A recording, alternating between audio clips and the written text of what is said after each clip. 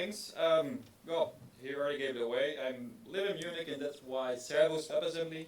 Servus is a way of saying hello in southern of Germany and parts of Austria.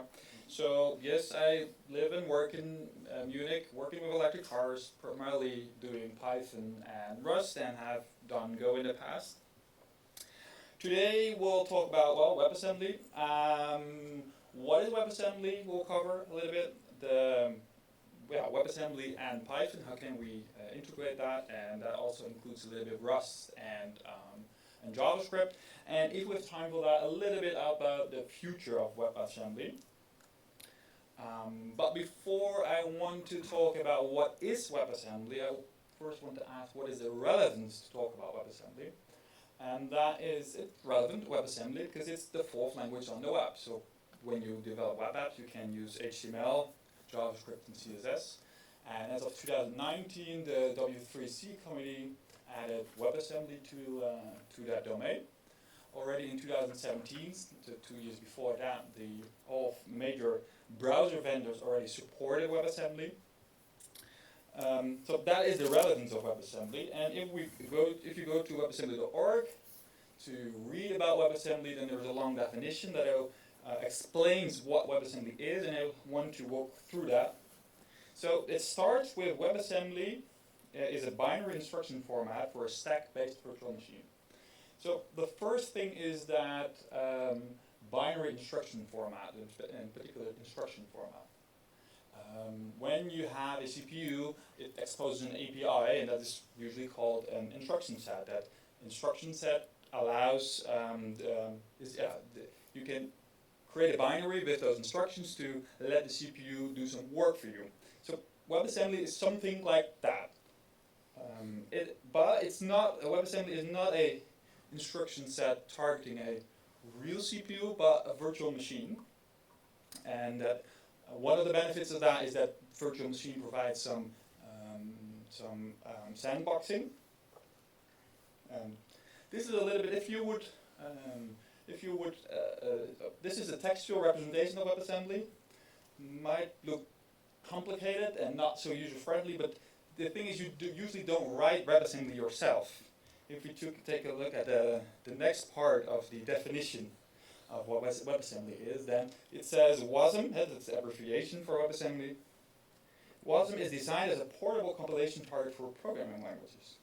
So the idea is you have a language, C, C++, Rust, and instead of creating a binary code, a binary that contains native code for your CPU, you can also, the idea that you can compile that to WebAssembly. That is kind of pictured in this image by Lynne Clark. She worked for Mozilla, and she's very good, and she's created a lot of blog posts on the Mozilla Hack blog talking about WebAssembly. I have a link in one of the last slides with all the references. And as you can see here, the WebAssembly is an ER, an intermediate representation, and that WebAssembly is then executed by a virtual machine to run on, well, any platform that has that virtual machine. And then the last part of the definition from what is WebAssembly is that it's also a portable compilation target for programming languages, and it allows deployments basically for clients and on server side. And I want to give you some examples of use of WebAssembly. There is already quite some WebAssembly on the web already. One example that I recently read about is Photoshop. Photoshop is an image editing tool, I think many of you will know. It's usually distributed as a native app for Mac or Windows. Code base is primarily C++, but since a couple of weeks, Adobe created a Photoshop Lite for the web. And before, without using JavaScript, it doesn't make much sense to use that because JavaScript is cool, it's fun, but it's not that fast in general. And also, its performance is not non-deterministic. That's why it's not that good to create performant apps in the browser. And Adobe used, as I said, as I showed in one of the earlier examples, with WebAssembly you can compile existing code base like C++ to WebAssembly. This is also what Adobe used. They can basically have one code base and use that same code base both for the native app and for the web version of the app. Another example is Pygrunn. That is CPython, the CPython and some scientific packages of the scientific domain in Python cross-compiled to WebAssembly. So it's not and you can run this in the browser. So it's not a re-implementation of Python. No, it's just a CPython interpreter compiled to WebAssembly, and you can actually there is even an interpreter of a REPL, and you can use plain just your Python expressions.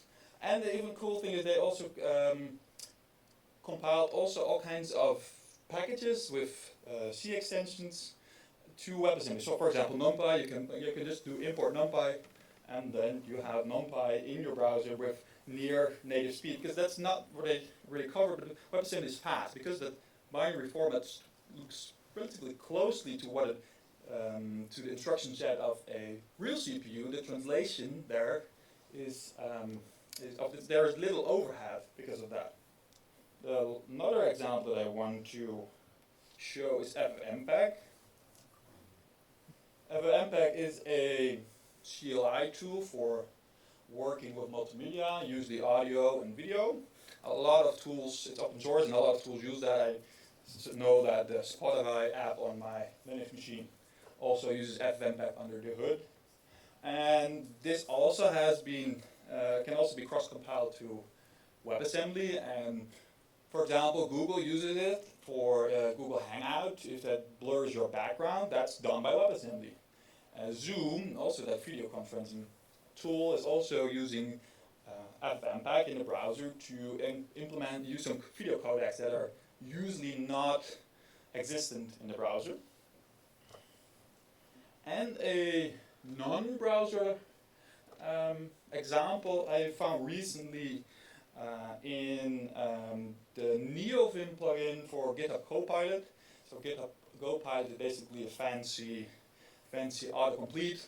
And they recently, a couple of days ago, I think 2 weeks ago, released a client for NeoVim, and that client also contains some WebAssembly.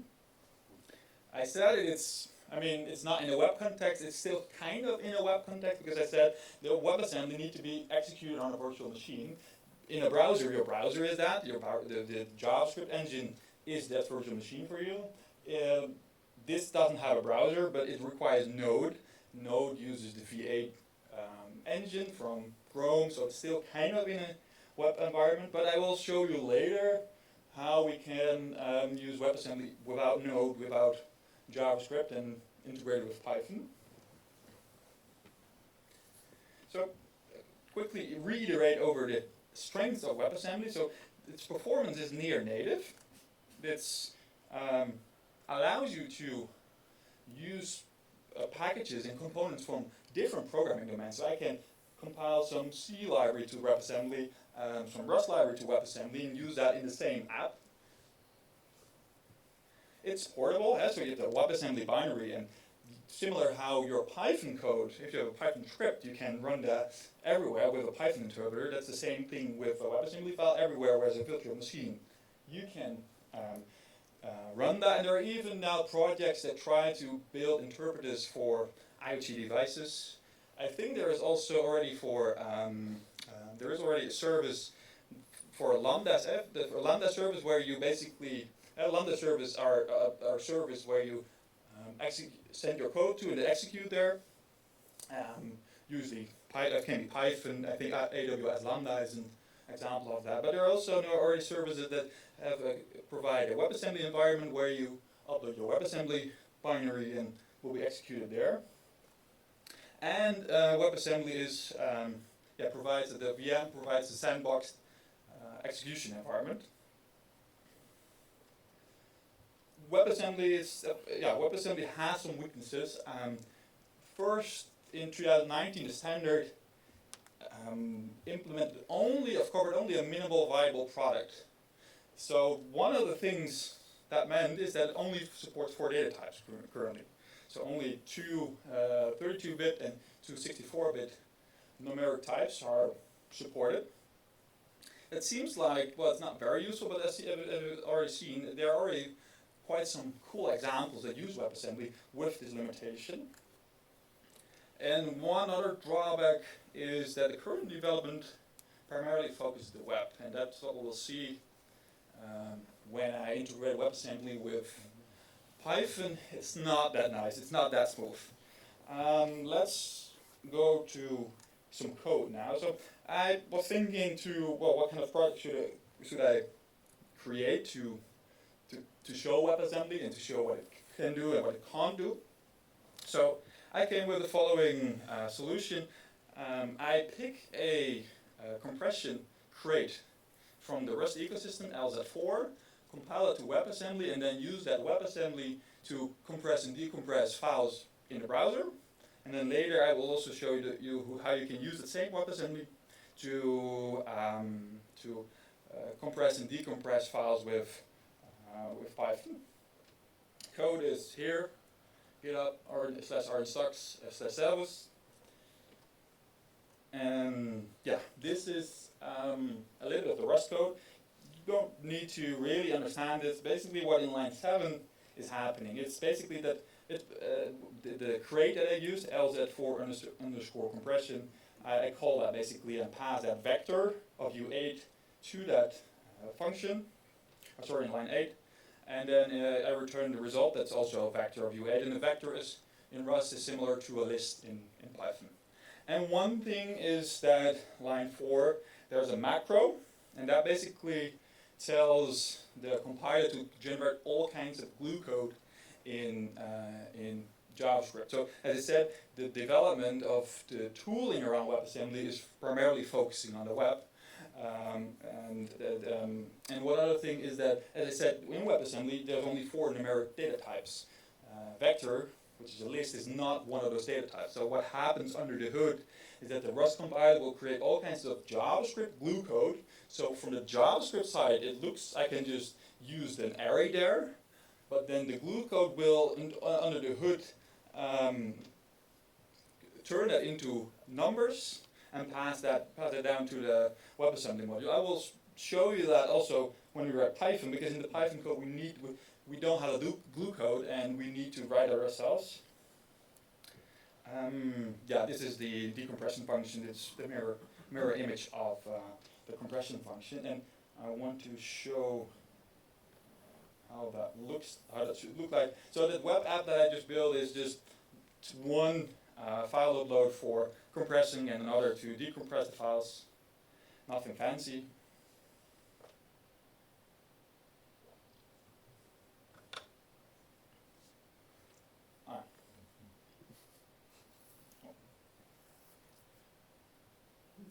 I've removed my notes. Moment. Yes.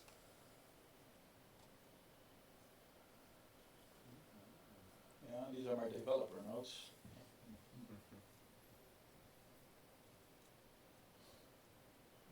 Yes. I'm using some JavaScript tool for this, by the way. I think it's linked in the.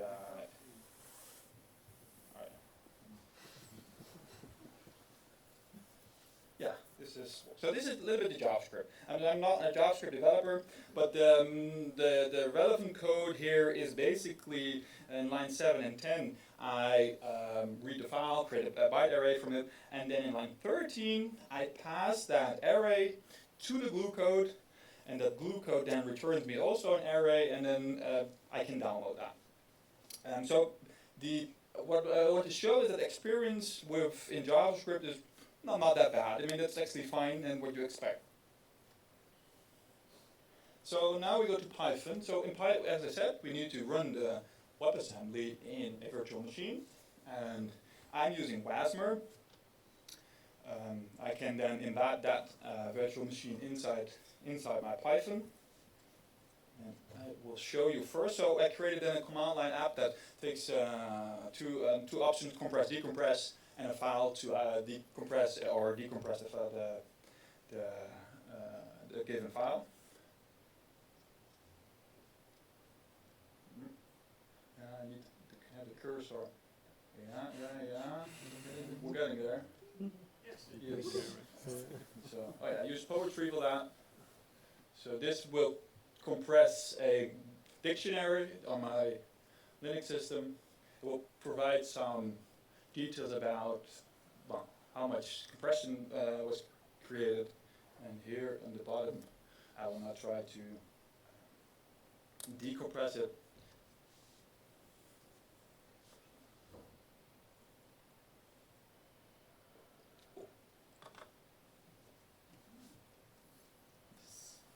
So, a little bit of boilerplate to instantiate that virtual machine. In line 6 and 7, you see that I read the WASM file as a binary string, and line 10 till 13 instantiate a virtual machine and makes the WASM module in a global scope. So I can use that. It's not that relevant for now. Interesting that you know it. You should know it. This is a little bit of a small code that reads that file argument, and then compresses that in line 5, as you can see, and then in line 7 till 9 writes the decompressed output to disk. Still no WebAssembly here, so let's jump in there. In line 5, there is that call to the function compress. Let's jump to that function. It's still all Python, and now stuff get dirty. So as I said, for JavaScript, the Rust compiler generates all kinds of glue code. It's not generating that for Python, so I need to create the glue code myself. And what I need to do is allocate the bytes of that file into the WebAssembly runtime.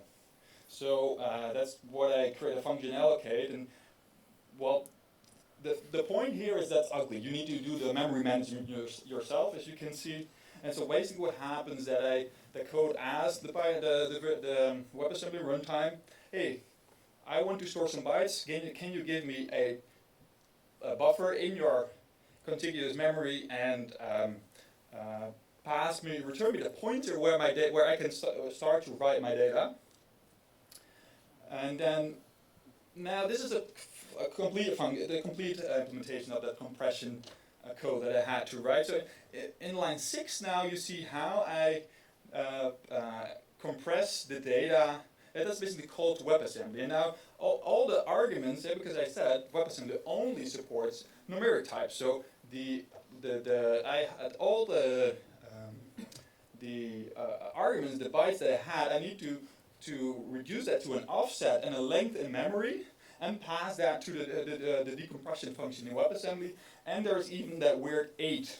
I'm not sure why, but I have to do that. And then the line 9 to 10 is basically the mirror image of that. So I again get the offset and the length in memory from where the result is stored. I copy that result to Python, and line 15 have to free that memory in WebAssembly memory. It's ugly. It's not. It's horrible. So that's also one of my takeaways. I think here is that WebAssembly I think has very valid use cases, but currently the ecosystem and it also works in the JavaScript ecosystem. The ecosystem way more ready than in Python, and I would not suggest right now to use WebAssembly in Python. Also because there are, if you want to use C code or Rust code or C++ code in your Python app, you can create C extensions for that. So there are solutions already to that problem. The only case if you want to use that code in all kinds of environments, in the browser and in Python and maybe somewhere else, then WebAssembly could be useful. But it's not, it will get better. So WebAssembly is only an MVP. So and as I said, there's all kinds of work going on to extend WebAssembly, and so in a way that, for example, adding higher level types to the standard. So what this picture shows is that only that on the top, that square is the MVP. All the other squares are improvements that are done to the standards. So new standards are created, proposals are created for example, for adding higher level types to WebAssembly, for adding threading to WebAssembly, for adding a GC to a garbage collector to WebAssembly. For adding even a system interface to WebAssembly so that you, from the virtual machine, can read files, for example, to come up with a generic interface that even works in the browser. So that's my takeaway, I think, from this talk for today. WebAssembly is very cool. It's very useful in certain domains already. In Python, it's not, but probably we'll get there. Thanks for your time so far. I have some links. One thing that I want to mention is link 4. If you want to learn more about how WebAssembly works, I highly could recommend hacks.mozilla.org. Lynne Clark, all the pictures with all the pictures. I had several pictures from Lynne Clark in this presentation. But Lynne Clark is very good in explaining these kinds of contexts. Creates beautiful comics to explain it very good, and I can highly recommend that. She's now not working for Mozilla anymore, but she's still working for another company in the WebAssembly domain. And the slides and the code that I had is on GitHub. So thank you for your time.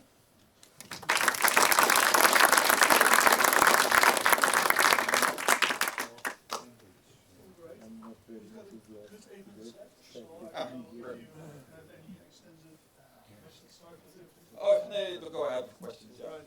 So I have a question myself. How did you get interested in WASM?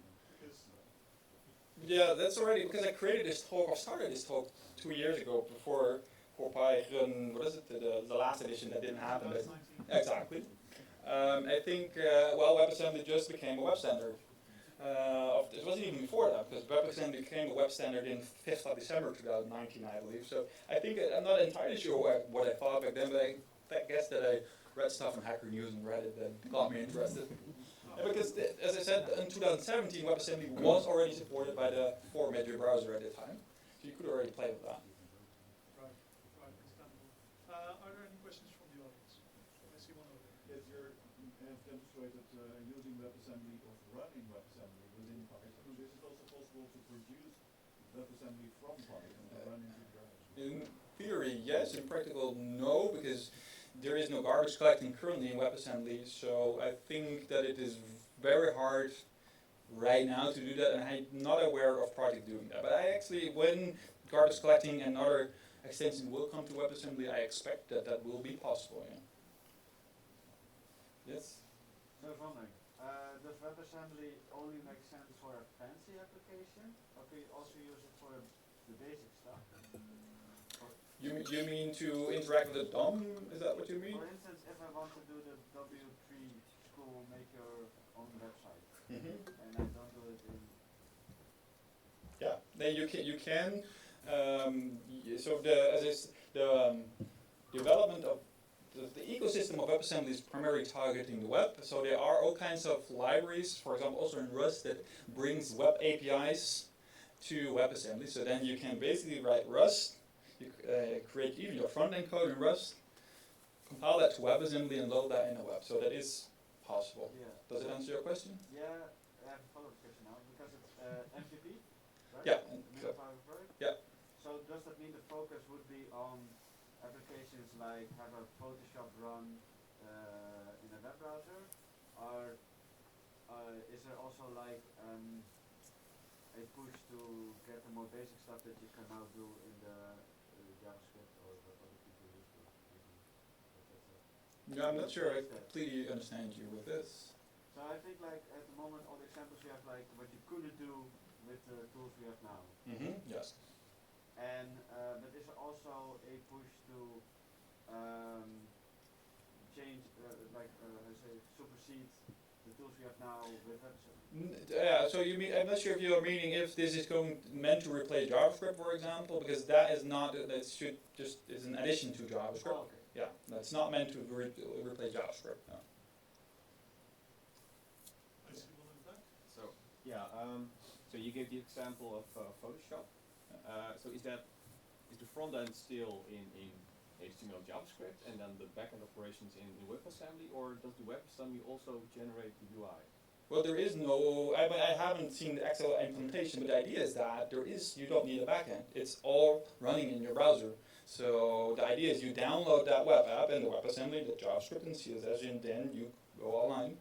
And But does the binary WebAssembly file in that whole yeah, exactly. application? Yeah. But the screen manipulation is still done Yeah. by HTML. Yeah. So in Yeah. theory, you could get this WebAssembly and then call like a filter function from Python.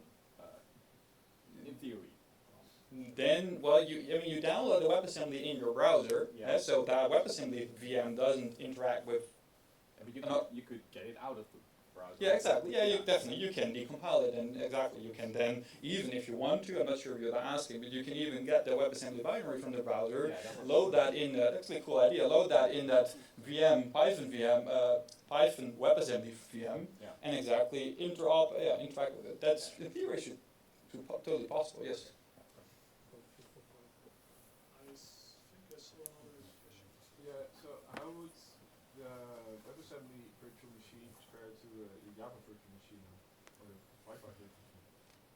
I guess it depends on the virtual machine, but the idea is that the standard is designed that it should be fast. So that's why it is also an assembly-like binary format that is very close to what CPUs usually, the usual APIs of WebAssembly. So that's why it should be very fast. So, but I don't have benchmarks. If you're asking, do you have benchmarks? I don't have benchmarks. More in comparison of terms of how they work and how the instruction sets are comparable, because I can imagine that.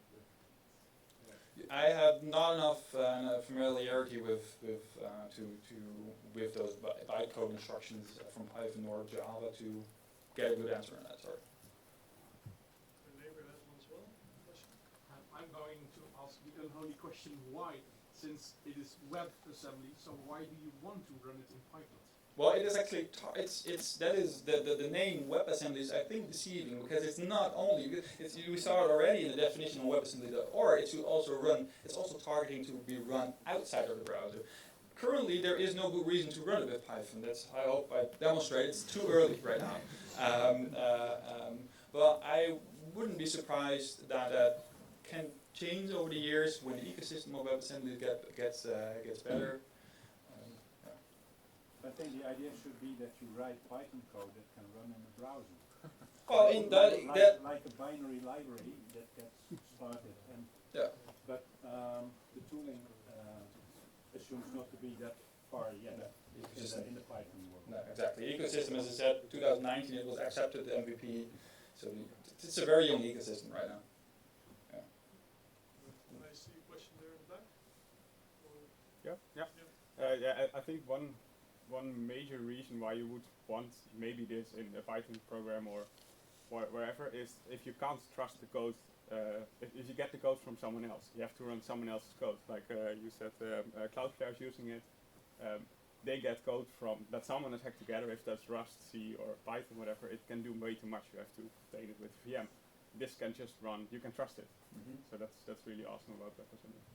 Yeah, the sandbox environment, and then to add to that, there is even standardization going on from the WebAssembly system interface to even interact with the system, but using a little bit different security model than Linux does. It's some capability-based model to, like on the top level, you can already say this binary is only allowed to read this file, and I don't know all details of that, and also the details are changing because the proposal hasn't been accepted yet, but it should provide a very good sandbox environment for exactly what, as you said, Cloudflare uses that for Cloudflare workers, I believe. Yeah. all right, we've got time for one more question. I'd like to thank the audience for the good questions, of course.